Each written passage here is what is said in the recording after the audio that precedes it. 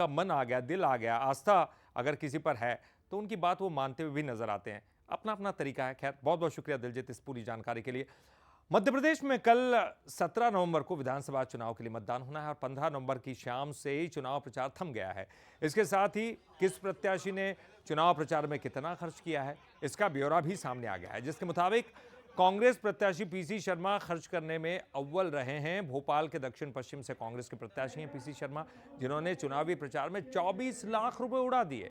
दूसरे नंबर पर गोविंदपुरा से बीजेपी प्रत्याशी कृष्णा गौर हैं और तीसरे नंबर पर अगर हम बात करें तो बीजेपी के ही प्रत्याशी भगवान दास सबनानी हैं।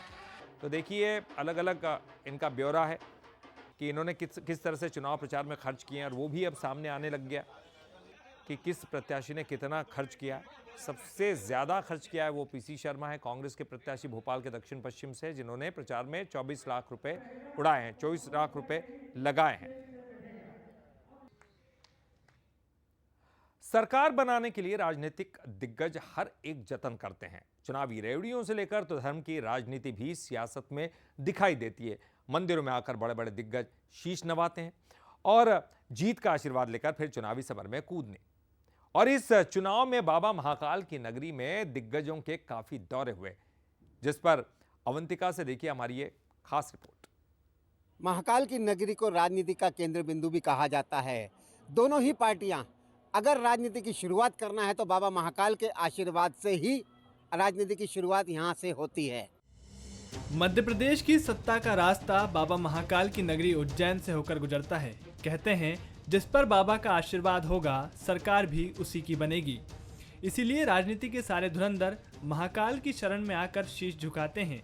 चुनावी माहौल में बीते दिनों में कांग्रेस हो या बीजेपी, दोनों दलों के बड़े नेताओं ने बाबा के आगे शीश झुकाकर आशीर्वाद लिया।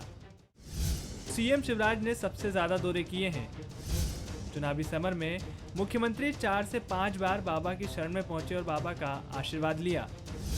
इसके बाद केंद्रीय गृह मंत्री अमित शाह, केंद्रीय मंत्री ज्योतिरादित्य सिंधिया, केंद्रीय मंत्री पीयूष गोयल, बीजेपी प्रदेश अध्यक्ष वीडी शर्मा, गुजरात के मुख्यमंत्री भूपेंद्र पटेल, पीसीसी चीफ कमलनाथ, पूर्व मुख्यमंत्री दिग्विजय सिंह, प्रदेश प्रभारी रणदीप सुरजेवाला, पूर्व मंत्री जयवर्धन सिंह और पूर्व मंत्री जीतू पटवारी।